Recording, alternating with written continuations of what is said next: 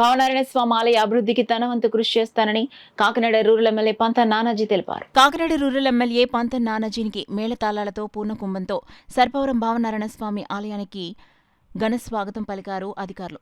గ్రామ నాయకులు పుల్ల శ్రీరాములు ఆలయ అర్చకులతో విశేషంగా ప్రత్యేకమైన పూజలు నిర్వహించారు.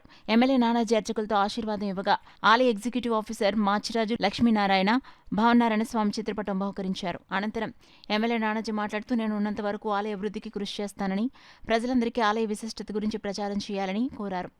ఈ కార్యక్రమంలో ఎమ్మెల్యే కుమారుడు పంతం సందీప్, పుల్ల శ్రీరాములు, ముద్దన సూర్యప్రకాష్, ముద్దన శ్రీనివాస్, తూము బన్ను, మామిడాల శ్రీనివాస్, వాసంశెట్టి వెంకటేశ్వరరావు, కోమతి మురళీకృష్ణ, పుల్ల శేషయ్య, కర్రి మణికంఠ, కోమర్తి కోటి, వీర మహిళలు, కూటమి నాయకులు పాల్గొన్నారు. కోరికైతే చాలా కాలం నుంచి ఉన్నది.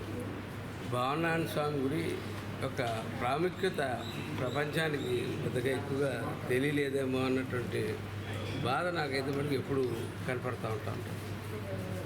దయచేసి నేను ఎలిమెంట్స్ వారిని, అలాగే పెద్ద చాగంటి కోటేశ్వరరావు లాంటి వాళ్ళు కూడా వారి ప్రవచనాల్లో భావనారాయణ స్వామి యొక్క విశేషాలు, నారద మహాముని స్థాపించినటువంటి విగ్రహం, వశిష్ఠ మహాదేవ్ స్థాపించినటువంటి విగ్రహాలు ఉన్నటువంటి ఇది ఆర్కియాలజీ డిపార్ట్మెంట్ పరిధిలో ఉన్నటువంటి గుడి.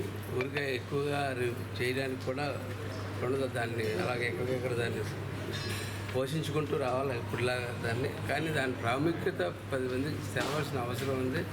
ఆల్రెడీ దుర్గేష్ గారితో మాట్లాడడం, దీన్ని టెంపుల్ టూరిజంలో పెట్టించడానికి వారు టూరిజం శాఖ మంత్రి గారు, ప్రతి శాఖ మంత్రి గారు వారు ఒప్పుకోవడం జరిగింది. ఈ టెంపుల్ టూరిజంలో త్వరలో యాడ్ అయిపోతూ ఉంది.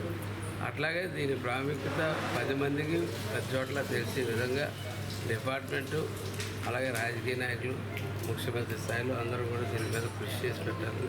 డిప్యూటీ సీఎం గారికి దృష్టిలోకి ఈ విషయాన్ని తీసుకెళ్ళి ఆయన్ని ఒకసారి గుడికి తీసుకొచ్చి ఈ గుడి యొక్క విశిష్టత ఆయనకి తెలియజేయాలని చెప్పి నేను కోరుకుంటూ, అట్లాగే పునర్దర్శనం ప్రాప్తి మరీ ప్రతిసారి కావాలని చెప్పి కోరుకుంటూ